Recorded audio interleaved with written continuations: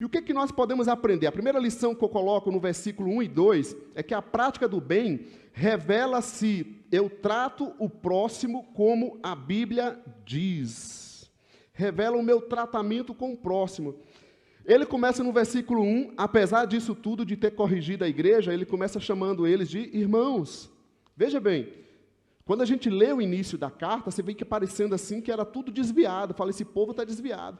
Mas não, ele corrigiu sim, voltou à palavra de Deus, mostrando as doutrinas, mas ele continua considerando a igreja ali como irmãos em Cristo.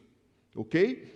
Irmão, se alguém for surpreendido em algum pecado, ou em alguma tradução, em alguma falta, o texto não diz se isso veio à tona de alguma forma, ou se eles procuraram alguma ajuda, que é bem mais difícil, né? Geralmente a gente não procura ajuda, mas o fato é que estava acontecendo situações de faltas. Então, se alguém for surpreendido em algum erro, em algum problema, em alguma falta, o que se faz? Ele diz que vocês mais espirituais.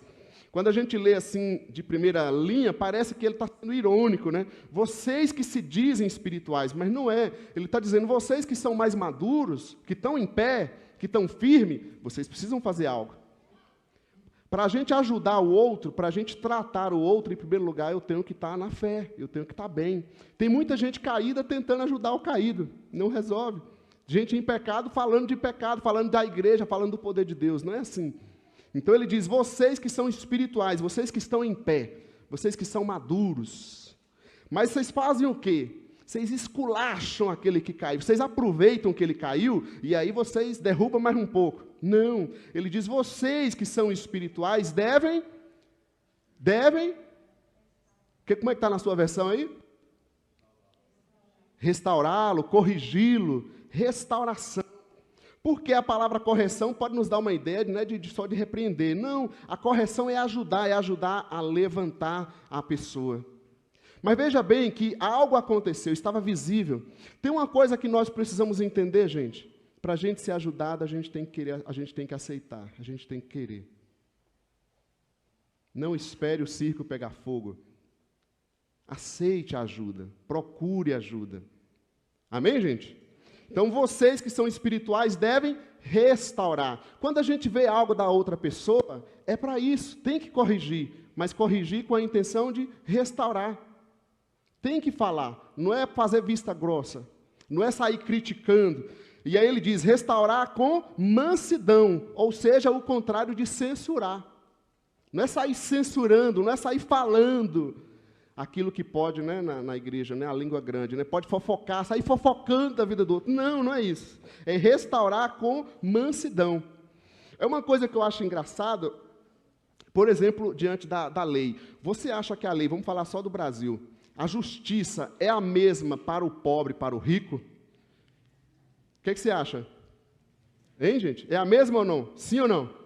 Você acha que a lei se aplica do mesmo jeito? Quando o rapazinho lá, sei lá, o pobre, vai lá, roubou alguma coisa, e não estou aqui justificando o roubo, tá? Mas, enfim, roubou alguma coisa lá, às vezes até por causa de fome mesmo. Aí você pega os grandes, os poderosos, que desviaram não sei quantos milhões. A justiça se aplica do mesmo jeito, não? Não, né? E assim é também nas nossas correções. Quando a gente vê grandes, estão aí pessoas grandes cometendo erros absurdos e se faz vista grossa, coloca panos quentes, mas a pessoa fraca, né, a pessoa que às vezes é um irmão normal, simples, e aí você vê ele errar, parece que se massacra, né? O casalzinho jovem, não sei o quê, a gente cai com tudo em cima daquele que é o fraco. Como diz aquele ditado, né, a corda quebra.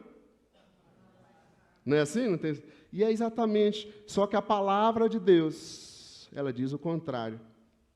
Ela diz que não, que o fraco a gente não tem que pisar, a gente tem que ser ajudado. Amém, gente? Então, vocês que são espirituais devem restaurar com mansidão, não com censura, com uma observação. Mas cuide também para que você não caia. Sabe qual é o nosso maior problema? Que a gente quer mudar o mundo, mas a gente esquece de mudar nós mesmos. A gente quer cuidar de todo mundo, cuidar de tudo e esquece de cuidar de si mesmo. Quem não cuida de si mesmo não consegue servir ninguém, não consegue ajudar ninguém. Essa é a nossa problemática. A gente quer fazer tudo para todos, e não é ruim, não estou dizendo que é errado fazer. Você tem que servir, no entanto, em primeiro lugar, eu tenho que cuidar de mim mesmo. Por que a gente vai ficando sobrecarregado, a gente vai ficando irritado? Porque a gente está colocando muita carga que nunca foi nossa. Quem tem poder de levar a cruz, né, por toda a humanidade é Jesus, e Ele já fez isso, fica tranquilo. A gente é só para cooperar com essa obra. Amém, gente? Cuidando, porém, para não cair. Que adianta você pregar para o mundo inteiro e perder sua própria alma? Que adianta a gente estar ensinando todo mundo e falando e bonito, e aquela oratória e tal, mas a nossa vida já saiu da linha.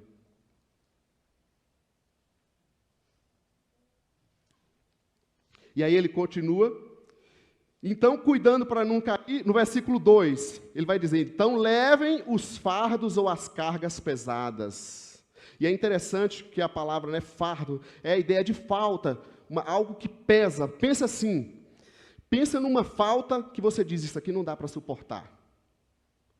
Não, a Letícia, pegar as Letícias aqui, né, que são irmãs espirituais e quase biológicas, né? E aí uma delas, né, não vou pegar para lado nenhum que vai complicar para mim, uma das duas aí de repente comete uma falta, mas daquela, sabe, assim, fala, não, essa não dá. Agora não, agora acabou a irmandade, acabou a amizade, chega, não tem mais a loira e a morena, acabou, vamos dividir. O texto está dizendo isso para nós, é essa falta aqui, aquilo que se diz, não, aqui não dá. Levem os fardos pesados. Aquilo que você fala, não, mas isso aqui, agora acabou, agora eu te pego. Levem as faltas, a hora que um erra com o outro. Levem os fardos pesados, mas como uns dos outros. Ou seja, é muito bom quando o outro leva a nossa, né? Mas e quando eu tenho que levar a do outro? Levem os fardos pesados, uns dos outros. Uns dos outros aparece na Bíblia, né? No Novo Testamento, milhares de vezes. Muitas vezes.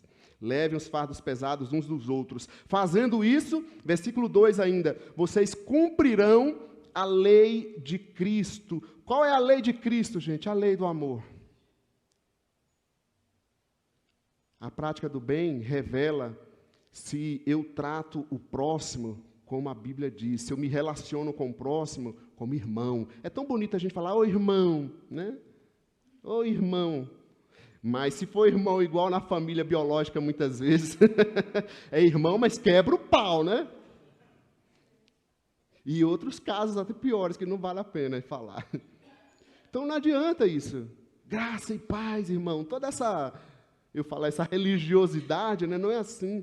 É para ser de fato uma irmandade. É isso que o Senhor quer de nós. Fazendo isso, vocês cumprirão a lei de Cristo.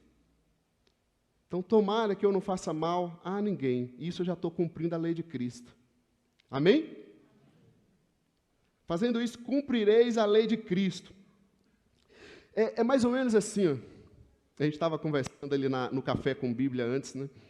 Tem casos, não foi esse o assunto, mas na conversa informal, é igual aquelas igrejas que assim, a pessoa aí dividiu, brigou, fez aquele horror, aí a pessoa sai, a igreja se divide, e aí saiu de uma divisão, de uma briga, e aí o nome é a família espiritual de Deus, a família da fé, a igreja da união. Devia ser a igreja da divisão, a igreja da briga, da rebeldia, da corrupção.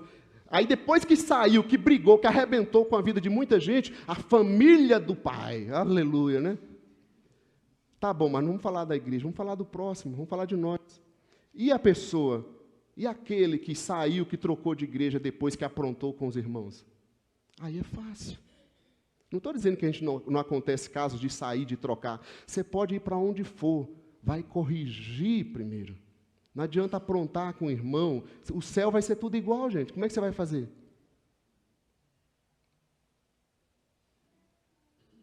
Eu sei, os grandes coaches espirituais das igrejas vão dizer, você não pode pregar esse tipo de mensagem, porque isso não agrada as pessoas. É tanto que ninguém está dizendo glória a Deus e amém. Você está ouvindo? Não, não estou. No entanto, eu não vou rasgar a Bíblia. Eu tenho que pregar toda a Bíblia. Isso é para mim também. Quantas vezes eu já fui corrigido? Poderia citar nomes aqui, sem vergonha nenhuma.